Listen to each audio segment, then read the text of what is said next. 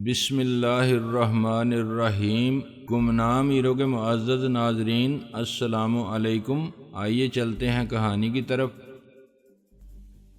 وہ شاطرانہ انداز میں مسکرایا، لیکن اس سے فرق کیا پڑا؟ میں نے بدستور اس کی آنکھوں میں جھانکتے ہوئے گہری سنجیدگی سے کہا، جس طرح تمہاری آمد کی توقع کر رہا تھا تم اسی طرح آئے ہو، اسی وجہ سے ہمیں نہتے رہ کر تمہارا استقبال کرنا تھا اور ہم نہتے ہی ہیں۔ فرق صرف یہ پڑا ہے، اس نے دونوں کھڑکیوں سے جھانکتی ہوئی نالوں کی طرف اشارہ کیا، ورنہ میرے محافظ صرف مکان کے گرد ہی پہرا دے رہے ہوتے، اس کمرے میں خلوت کا سما ہوتا، میں اس دلکش حسینہ سے میٹھی میٹھی باتیں کر رہا ہوتا، تمہیں اس کمرے سے نکال کر۔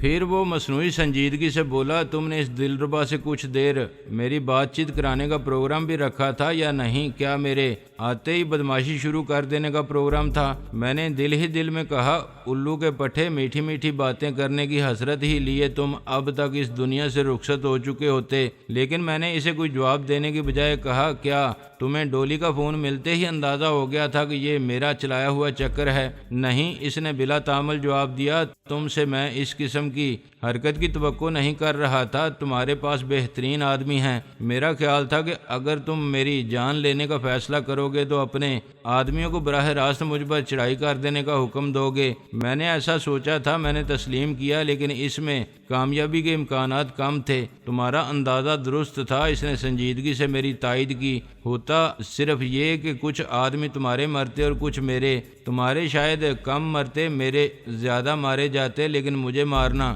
مشکل تھا۔ میں آج کل قلعہ بند ہوں، میرے گرد بہت زیادہ حفاظتی انتظامات ہیں۔ ہاں، جسے تم قلعہ بند ہونا کہتے ہو، اسے میں بل میں گھسنا کہتا ہوں۔ میں نے کہا، تمہیں بل سے نکالنا میرے لیے مسئلہ بن رہا تھا۔ تمہارا کچھ پتہ نہیں چل رہا تھا کہ اس روز سڑک پر مجھ سے تصادم کے بعد تم کہاں غائب ہو گئے ہو، اس لیے مجھے بھولی بصری ڈولی کا سہارا لینا پڑا۔ تمہارا مطلب ہے اس جعلی ڈولی کا؟ اس نے ایک بار پھر شیطانی انداز میں مسکراتے ہوئے راحیلہ کی طرف دیکھا۔ چیز اچھی ہے، تمہاری وجہ سے مدت بعد ایک شاندار چیز پر ہاتھ ڈالنے کا موقع ملا ہے، اسے ہم اپنے ساتھ لے جائیں گے۔ اور میں نے دریافت کیا، تمہیں معلوم ہی ہوگا کہ یہاں سے چند فرلانگ کے فاصلے پر نہر بہتی ہے، تمہاری لاش بہانے کے لیے وہ نہایت مناسب رہے گی۔ وہ اطمینان سے بولا۔ میں نے ایک نظر راحیلہ کی طرف دیکھا، وہ بت بنی کھڑی تھی، تاہم اس کے چہرے سے اندازہ لگانا مشکل تھا کہ وہ خوفزدہ ہے یا نہیں۔ عالم شیر بات جاری رکھتے ہوئے بولا، جب تمہاری اس نقلی ڈولی کا فون ملا تو ایک لمحے کے لیے میں چکرا گیا، میرا دل چاہا میں اسے سچ مچ ڈولی ہی کا فون سمجھ لوں۔ یہ میری خوش قسمتی اور ایک حسین اتفاق بھی ہو سکتا تھا، لیکن مسئلہ یہ تھا کہ ڈولی کے بارے میں خبر مجھے بہت مستند ذریعے سے ملی تھی۔ ایک ایسے شخص نے خبر دی تھی جو اس کے ساتھ ایک ہی جیل میں رہ چکا تھا۔ اس نے مجھے ترکی کے ایک اخبار کی کٹنگ بھی دی تھی، جس میں صرف 3 سطروں میں ڈولی کی خودکشی کی خبر چھپی تھی۔ خیر، یہ سب باتیں اپنی جگہ ہیں عالم شیر، میں نے گہری سانس لے کر بدلے بدلے سے لہجے میں کہا، لیکن اب بالکل سنجیدگی سے ایک بات سن لو، ہم اس معاملے کو یہیں ختم کر دیتے ہیں۔ تمہیں شاید علم نہیں ہے کہ تم اس وقت چاروں طرف سے نرگے میں ہو۔ یہ مکان میرے آدمیوں کے گھیرے میں ہے، جو تمہیں یا تمہارے آدمیوں کو فی الحال نظر نہیں آ سکے ہوں گے، لیکن تم یا تمہارا کوئی آدمی اب یہاں سے زندہ نہیں جا سکتا۔ صرف میں ہی تمہیں یہاں سے زندہ جانے کا پروانہ راہداری دے سکتا ہوں، ورنہ یہی مکان تمہاری آخری آرام گاہ بن جائے گا۔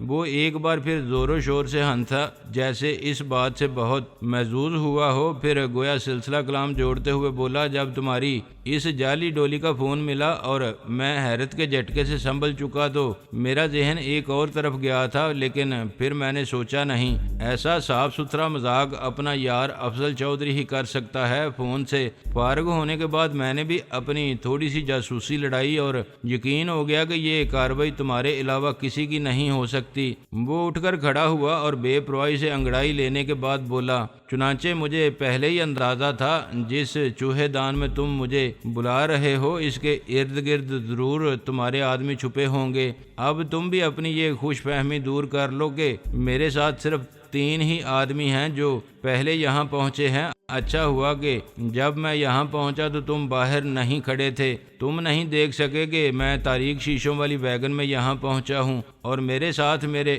10 بہترین آدمی بھی آئے ہیں۔ ایک لمحے کے لیے خاموش ہو کر اس نے میرے چہرے کا گہری نظر سے جائزہ لیا، گویا دیکھنا چاہتا ہو کہ میرے تاثرات میں تبدیلی آئی یا نہیں۔ میں نے اپنا چہرہ سپاٹ رکھنے کی کوشش جاری رکھی، مجھے یقین تھا کہ میں اپنی کوشش میں کامیاب تھا۔ عالم شیر بات جاری رکھتے ہوئے بولا، یہ میرے ان آدمیوں میں سے ہیں جو رینجرز، کوسٹ گارڈ اور اینٹی اسمگلنگ اسکواڈ وغیرہ سے مقابلے کرنے اور ان کے گھیرے توڑ کر نکل جانے میں بے پناہ ماہر ہیں۔ وہ اس وقت اس مکان کو گھیرے میں لے کر پوزیشنیں سنبھالے ہوئے ہیں۔ جب تک ادھر ادھر چھپے ہوئے تمہارے آدمیوں کو ان کی موجودگی کا احساس ہوا ہوگا تب تک وہ پوزیشن لے چکے ہوں گے۔ مجھے یقین ہے کہ اس وقت تمہارے آدمی سخت الجھن میں ہوں گے، کیونکہ تمہارے اور ان کے اندازوں سے زیادہ آدمیوں نے اس مکان کو گھیرے میں لے لیا ہے۔ تم اس وقت گو مگر مچھ کے منہ میں ہو۔ اگر تمہارے آدمی اچانک حملہ آور ہوتے ہیں تب بھی تمہاری موت تو یقینی ہے۔ مجھے معلوم ہے تمہارے آدمی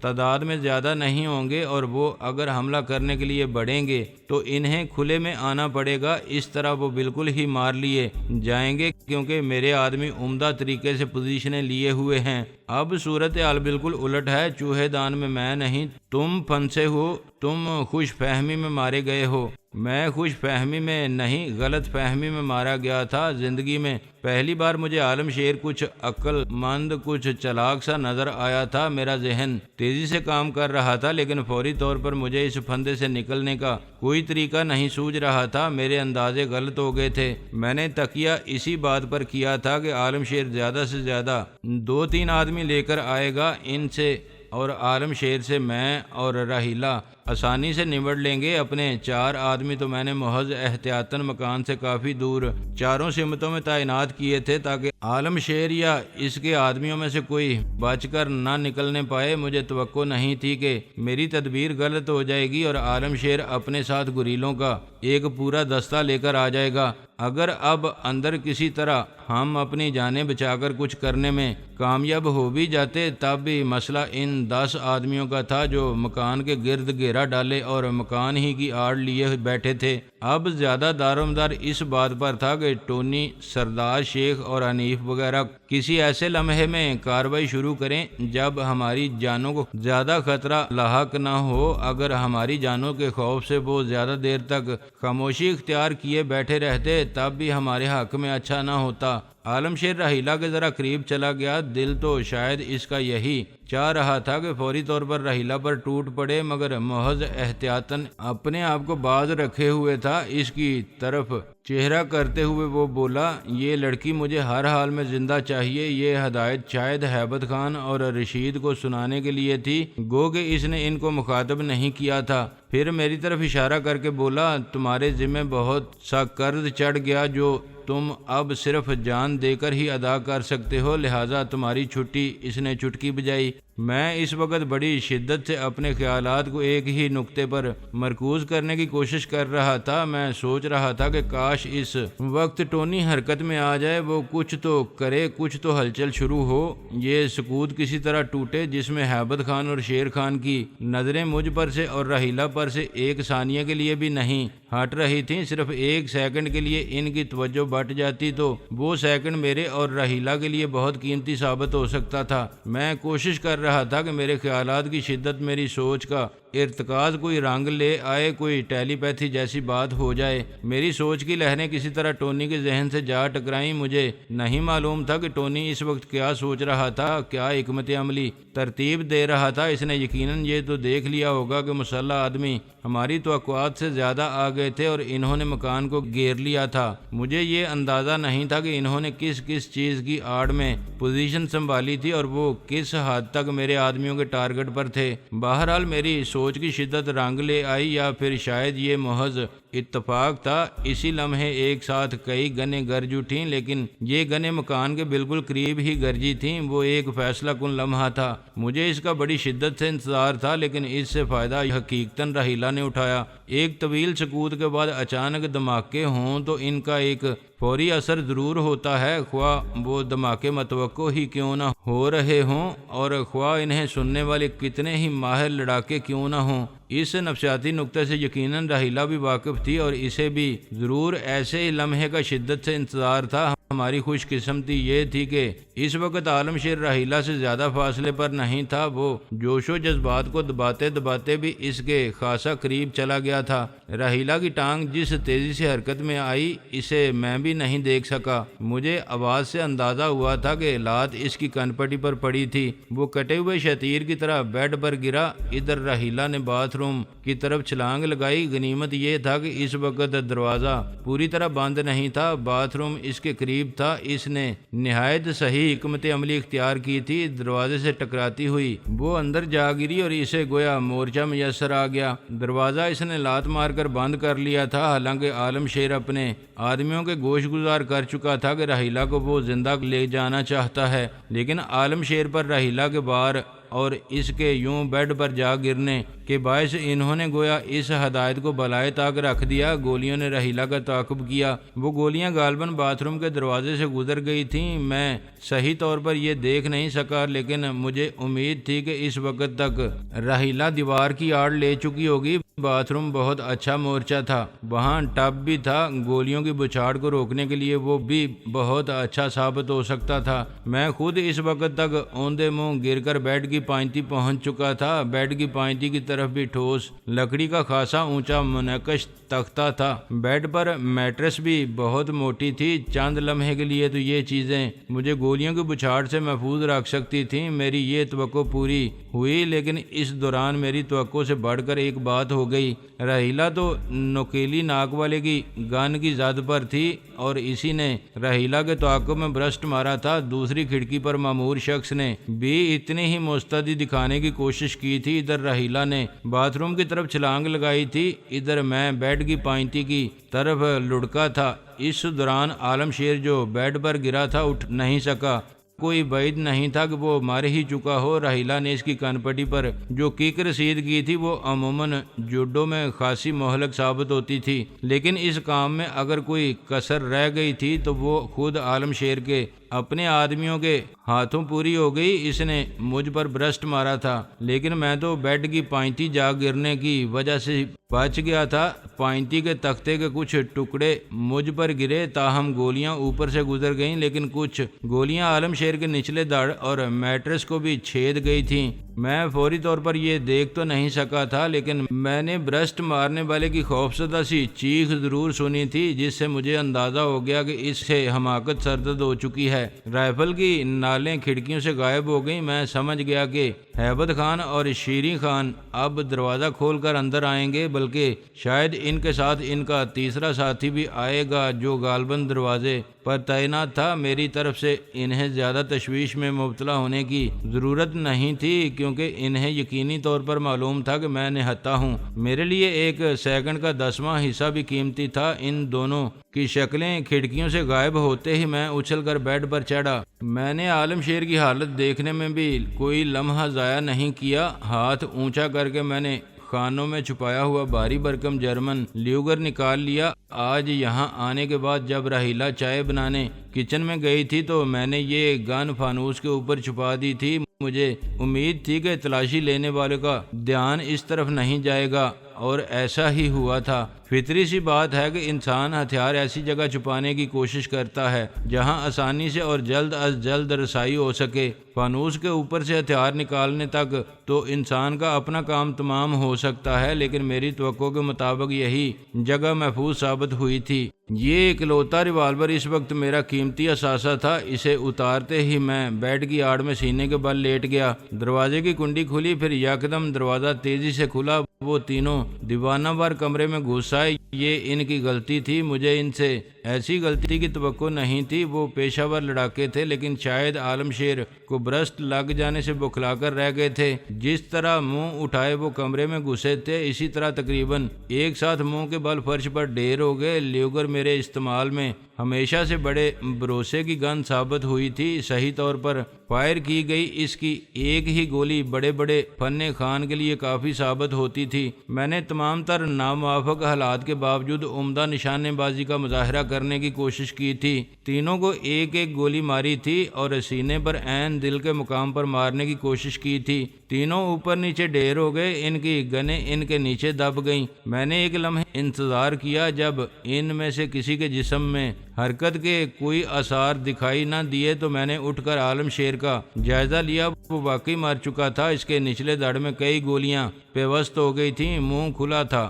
اور منہ سے بھی خون بہہ کر میٹرس میں جذب ہو رہا تھا۔ ہیبت خان، شیریں خان اور ان کا تیسرا ساتھی بھی مر چکا تھا۔ عالم شیر کی موت نے بلا شبہ مجھے بھی حیران کر دیا تھا۔ میں سوچ بھی نہیں سکتا تھا کہ 1 منٹ پہلے اکڑ کر میرے سامنے کھڑا اور فرعون کے سے لہجے میں بات کرتا ہوا وہ لہیم شہیم طاقتور شخص گوشت کے ایک بیکار اور لہو چھوڑتے ڈھیر کی صورت میں میرے سامنے پڑا ہوگا۔ پانسا پلٹنے کا صحرا صحیح معنوں میں رحیلہ کے سار تھا۔ اس کی ایک کک نے گویا بغیر بنیادوں کے کھڑا ہوا کوئی محل گرا دیا تھا۔ یکدم ہی گویا سب کچھ الٹ پلٹ ہو گیا تھا۔ باہر بدستور فائرنگ جاری تھی اور ایسا لگتا تھا کچھ لوگ مکان کے اندر گھسے ہوئے تھے اور باہر کی طرف فائرنگ کر رہے تھے۔ دفتن مجھے اپنے عقب میں کسی کی موجودگی کا احساس ہوا۔ ریوالور سمیت میں تیزی سے گھوما، مگر وہ رحیلہ تھی جو میرے پیچھے کھڑی آنکھیں پٹ پٹا رہی تھی۔ اس کے ہاتھ میں صاف کرنے کا لمبا سا وزنی برش تھا۔ یہ کیا؟ میں نے حیرت سے پوچھا۔ تم نے تو اپنے لیے ہتھیار کا بندوبست کر رکھا تھا، میں نے سوچا میں اسی سے ہتھیار کا کام لوں گی۔ وہ اطمینان سے بولی۔ تم بغیر ہتھیار کے بھی کچھ کم خطرناک نہیں ہو، میں نے کہا۔ یہیں کھڑے باتیں بناتے رہو گے یا باہر کی بھی کچھ فکر کرو گے؟ تمہیں معلوم ہے کچھ لوگ مکان کے اندر گھس کر شوٹنگ کر رہے ہیں، وہ بولی۔ پھر اس نے گویا توسیع کی، فلمی شوٹنگ نہیں، مجھے معلوم ہے، میں نے دوبارہ بیڈ پر چڑھتے ہوئے کہا۔ میں نے فانوس پر دوسری طرف رکھا ہوا گولیوں کا ایک چھوٹا سا ڈبہ اتارا۔ ابھی میں بیڈ سے اترا ہی تھا کہ رحیلہ جلدی سے دروازے کے قریب دیوار کی آڑ میں ہو گئی۔ اس نے مجھے بھی فوراً دیوار کی اوٹ میں ہونے کا اشارہ کیا۔ وہ سینے کے بل لیٹ چکی تھی، میں بھی سینے کے بل لیٹ کر کھسکتا ہوا اس کے قریب پہنچا۔ وہ کچھ ایسے زاویے پر تھی کہ اس نے شاید مجھ سے پہلے کچھ دیکھ لیا تھا۔ وہ سرگوشی میں بولی، ایک شخص ہماری ہی طرح سینے کے بل لیٹ کر سیڑھیاں چڑھ کر برآمدے میں آنے کی کوشش کر رہا ہے۔ مجھے دروازے سے سار نکال کر دیکھنے کی ضرورت نہیں تھی۔ دروازہ نیم با تھا اور جس طرف وہ قبضوں کے ذریعے چوکھٹ سے جڑا ہوتا ہے اس طرف جھری موجود تھی۔ میں نے اس سے آنکھ لگا کر دیکھا۔ عین اسی لمحے اس شخص نے بھی سیڑھی سے سار اٹھا کر برآمدے کا جائزہ لیا۔ وہ ڈاکوؤں کی طرح ڈاٹا باندھے ہوئے تھے۔ میں طویل سانس لے کر رہ گیا۔ وہ میرے آدمیوں میں سے نہیں تھا۔ وہ کمرے کی طرف آنا چاہ رہا تھا لیکن اسے اندازہ نہیں تھا کہ کمرے میں صورتحال کیا ہے۔ وہ یقیناً الجھن میں تھا اور محتاط انداز میں کھسکتا ہوا آگے آ رہا تھا۔ وہ جب برآمدے میں آ چکا تو میں نے اس کی الجھن کا خاتمہ کر دیا۔ میں نے دروازے کے قبضوں والی جھری سے ہی اس پر نظر رکھتے ہوئے صرف اپنا ہاتھ آگے بڑھا کر اور وہ بھی فرش پر ہی رکھتے ہوئے ریوالور کی نال ذرا اونچی کر کے فائر کیا۔ اس لحاظ سے یہ ایک منفرد فائر تھا کہ میری آنکھ کہیں اور تھی، ریوالور کہیں اور، لیکن ہوا وہی جو میں چاہ رہا تھا۔ گولی ڈاٹے والے کی پیشانی میں پیوست ہو گئی۔ وہ برآمدے میں کچھ اس طرح چلا آ رہا تھا جیسے کوئی اژدہا سر فرش سے ذرا اونچا کیے رینگ رہا ہو، مگر اب ایک جھٹکے سے اس کا سر فرش سے جا ٹکرایا اور وہ بے حس و حرکت ہو گیا۔ گن پر اس کا ہاتھ بے جان انداز میں ٹکا رہ گیا۔ اسے کہتے ہیں نشانہ، میں نے رحیلہ کی طرف دیکھ کر داد طلب لہجے میں کہا۔ کوئی ایسا کمال تو نہیں دکھایا تم نے؟ وہ منہ بنا کر بولی، اس طرح تو میں بھی کر سکتی ہوں، اور اگر یہ کمرے تک آنے میں کامیاب ہو جاتا تو میں اس سے ہی اسے جہنم رسید کر دیتی۔ اس نے فلیش کا برش ہوا میں بلند کیا۔ پھر وہ دروازے کی اوٹ سے سر ذرا نکالتے ہوئے بولی، میری سمجھ میں نہیں آ رہا کہ باہر ہو کیا رہا ہے۔ جہاں تک میں سمجھ سکا ہوں، میں نے آہستگی سے اٹھتے ہوئے کہا، میرے آدمیوں نے پہلے دور مار رائفلوں سے بے تحاشا فائرنگ کر کے انہیں ان کے ٹھکانوں سے نکالا ہے۔ میں نے باہر کچھ چیخو پکار بھی سنی تھی۔ لگتا ہے کچھ لوگ مر بھی چکے ہیں، کچھ شاید زخمی بھی ہوئے ہوں۔ جو بچے ہیں وہ میرے خیال میں مکان میں گھس آئے ہیں اور مورچہ بند ہو گئے ہیں۔ ان میں سے بھی ایک برآمدے میں مارا گیا ہے۔ فائرنگ کی آوازوں سے مجھے اندازہ ہو رہا ہے کہ وہ لوگ 2 یا زیادہ سے زیادہ 3 ہیں۔ رحیلہ کان لگا کر سنتے ہوئے بولی، میرا خیال ہے 3 ہیں، 2 مکان کے سامنے والے حصے میں ہیں، اور ایک پچھلی طرف۔ تمہارا اندازہ بھی خاصا ماہرانہ ہے۔ میں نے تائید میں سر ہلایا۔ آؤ ہم اپنے آدمیوں کی مدد کریں۔ عالم شیر کے آدمی مکان میں آ چھپے ہیں، اس لیے میرے آدمیوں کا مزید قریب آنا اور ان کا صفایا کرنا مشکل ہو گیا ہے۔ تم چاہتے ہو ہم اندر رہتے ہوئے ان کا صفایا کریں؟ رحیلہ میرا مطلب سمجھتے ہوئے بولی۔ ہاں، ان کا دھیان باہر کی طرف ہوگا۔ اگر قسمت نے ہمارا ساتھ دیا اور ہم کچھ مشاق ثابت ہوئے تو وہ ہمارے ہاتھوں مارے جائیں گے، ورنہ یہ مقابلہ نہ جانے کتنا طول کھینچ جائے۔ اس دوران ہمارے کسی آدمی کو بھی نقصان پہنچ سکتا ہے، کیونکہ وہ کھلے میدان میں آگے بڑھنے اور اس مکان تک پہنچنے کی کوشش کر رہے ہیں۔ ہماری وجہ سے وہ بے چارے احتیاط بھی بہت کر رہے ہیں، ورنہ اب تک تو وہ گرنیڈ وغیرہ مار کر اس مکان کو بھی کھنڈر بنا چکے ہوتے۔ یہ کہتے ہوئے میں ایک کھڑکی سے باہر کا جائزہ لینے کی کوشش کر رہا تھا، لیکن اس طرف سے مکان کی چار دیواری کا جتنا بھی حصہ دکھائی دے رہا تھا، اس کی آڑ میں ہمیں کوئی دکھائی نہ دیا۔